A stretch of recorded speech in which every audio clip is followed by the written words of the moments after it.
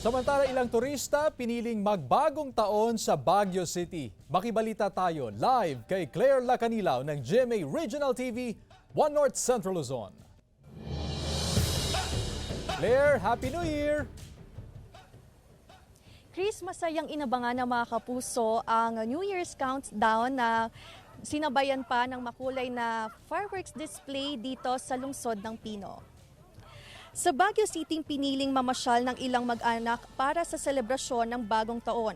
May mga maagang nagtungo sa Burnham Park para makaiwas sa traffic at dagsa ng tao. May ilang turista ang maagang namasyal sa Lion's Head.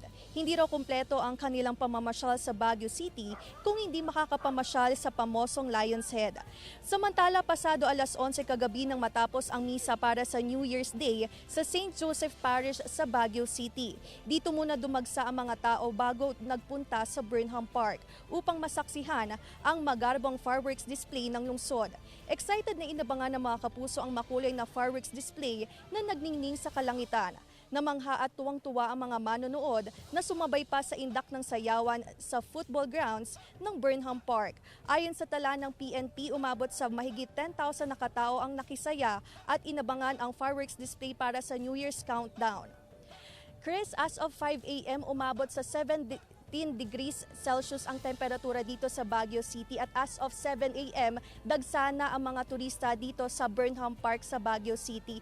Ipinapatupad naman ang coding scheme na simula 7 a.m. hanggang 7 p.m. lalo na dito sa Central Business District dito sa Baguio City. At ayon naman sa BCPO, Baguio City Police Office, generally peaceful ang naging selebrasyon o pagsalubong ng bagong taon. Ngunit nakaantabay naman sila para sa ligtas na selebrasyon ng bagong taon. Patuloy din ang kanilang pag-iikot sa ilang pook pasyalan. At yan muna ang latest dito sa Baguio City. Chris. Maraming salamat, Claire Lacanilaw ng GMA Regional TV, One North Central Luzon.